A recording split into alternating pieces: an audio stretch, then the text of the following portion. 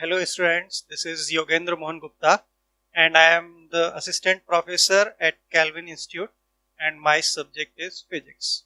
So today I am going to take the lecture on electrostatics and particularly I will deal with the topic Gauss law. So Gauss law is a very handy tool for the physicist to calculate the electric field for the various symmetrical objects. So I am telling you the symmetrical objects because for the application of Gauss law, symmetry of the object is very much required. So let us first start from the law itself. But before explaining you the law, let me tell you something about the definitions which are used in this particular topic. So first of all, we are having the very first definition, which is called electric flux.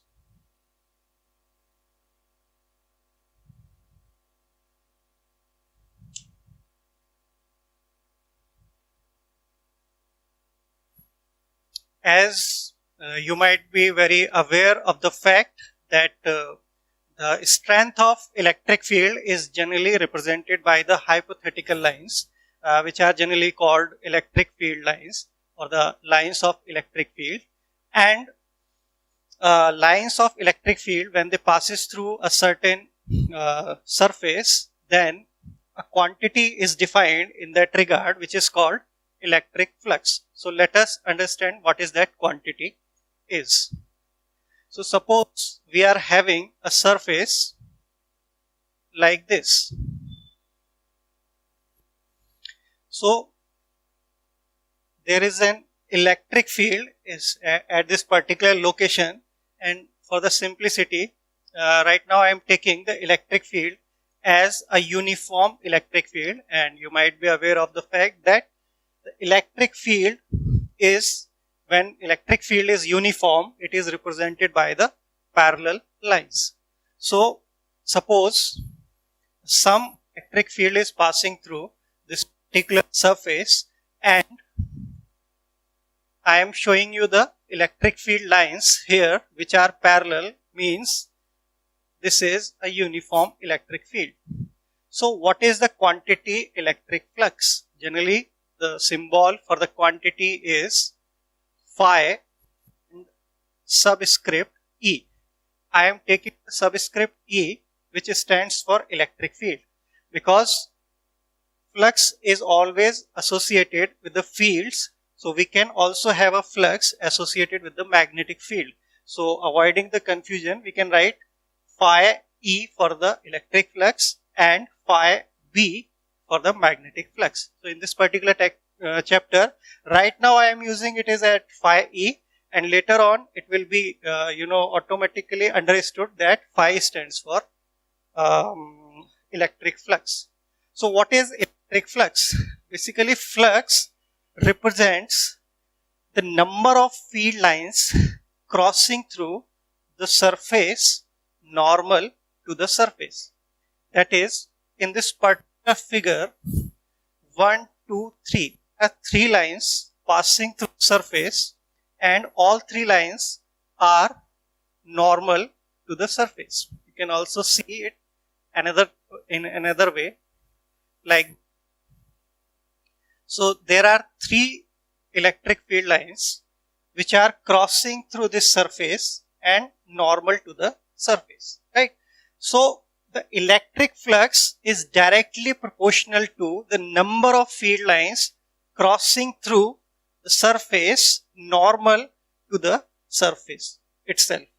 So at this particular moment, suppose these are 3 lines, these lines might be 4, 5, 10 and so on.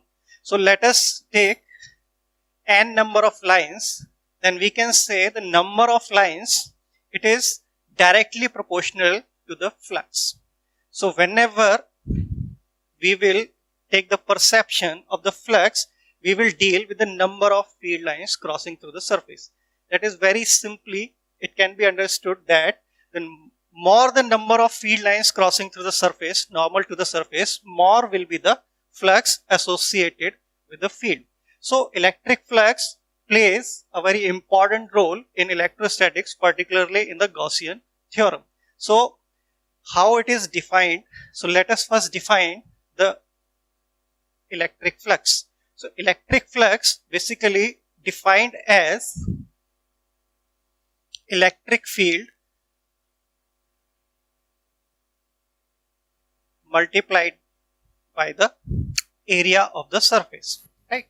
So electric field multiplied by the area of the surface, it is the electric flux associated with this particular electric field. Now what would happen if the electric field will not go perpendicular to the surface? Say it is making at some angle theta with the surface, then how will you define the flux? So for that particular purpose, we will first define area as a vector quantity. So this particular vector quantity will be taken as the amount of area itself, and the direction is assigned for this particular quantity, area, is normal to the area. And when the surface is open, it is your choice whether you are taking the upward direction or the downward direction, which is normal to the surface, as the direction of area vector, right? So let us take a particular surface. Say I am surface. So how will the area vector be defined? Area of the surface is A, then you can take area vector as, right? So we have defined area vector. Now this is the open surface. I will also tell you about the closed surfaces and the sign convention area vector. Right now it is open surface. So it is your choice whether to take it in upwards direction or to take it in the downwards direction, right? So in this particular figure, I have taken it in the vertically or the perpendicular to the surface in upwards direction. So here we can write electric field as, considering this as the electric field at the same place, and it is clearly parallel to the area vector or normal to the surface. Now my question was, what would happen if electric field will make some angle with the surface, or you may say with the area vector also. So let us take that point also into the consideration. Suppose we are having a surface and I have assigned the area vector as in perpendicularly upward direction, right? And at this particular place, suppose the direction of electric field, it is E vector, and which is actually making an angle theta with the area vector. Now we can resolve electric field over the area vector as well as over the surface itself. So when you will take electric field along the area vector, the component will come out as E cos theta, right?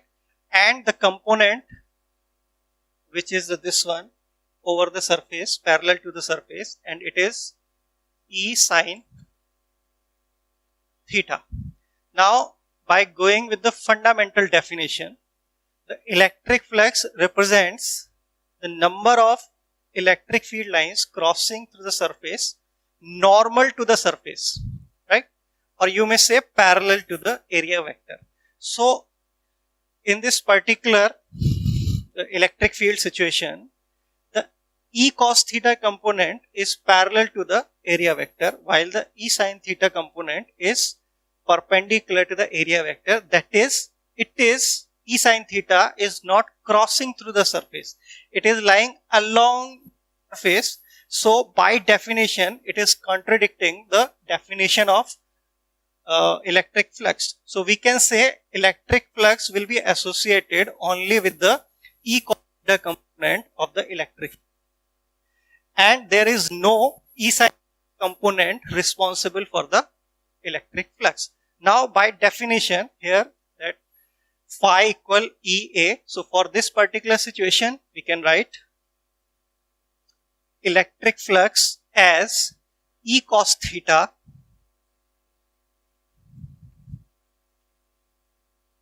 A. You may also write it as EA cos theta. Now, by the definition of the dot product of the vector quantities, it is dot product of electric field and the area vector, where theta is the angle between two vectors, electric field, the area vector, right? So it is phi equals E vector dot A vector, right? So you may write it as in vector form, you may write it as in the scalar form, okay, opening the dot product, right? So this is electric field and this is area vector between electric field and the area vector. So students, one thing you must keep in mind, that here theta is between electric field and the area vector. It is not the angle between electric field and the area itself, because area, if this is the area, then the area vector will be normal to this. So we are taking theta from area vector, not the surface, right? Here we have defined flux of electric field E vector dot A vector, which can be written as EA cos theta. Now,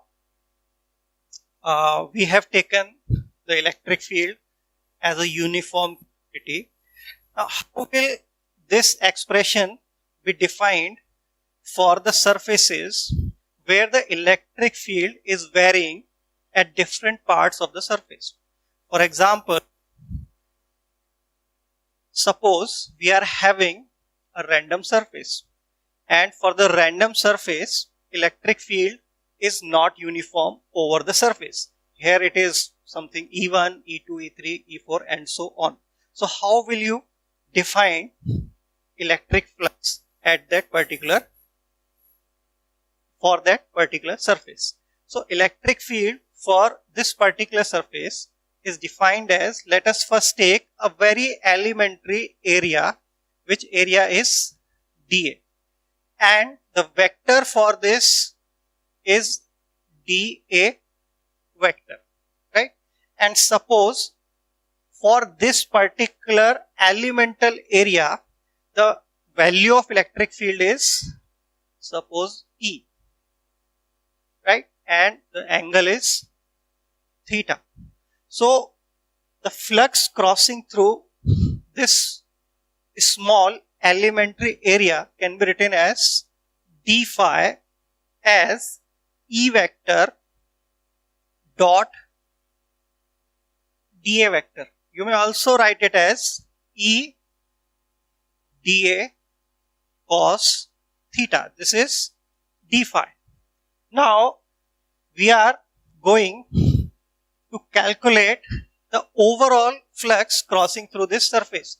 So overall flux crossing through surface will be given by the addition of the elementary flux crossing through this particular elementary area. So we are making the sum of this over the complete area, and for that a special kind of, not very different kind of, but somewhat special kind of integration is used for that purpose, and phi can be written as integration of E vector dot dA vector over the surface S. S stands for the surface.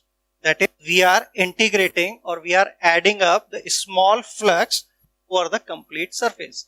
So in the coming examples, you will very easily understand what is S stands for. Right now I am just writing it in the formula form. So we have understood the quantity electric flux for the electric field, which is uniform and parallel to area vector. Simply it is written as EA. And for the electric field, which is making some angle theta with the area vector, and it is E vector A. And for a surface where the electric field vary at different points, then the total flux is written as E vector dot dA vector, integrating over the surface, right? And what was the fundamental definition of that? That fundamental definition was number of electric field lines crossing through the surface normal to the surface are directly proportional to the flux associated that surface.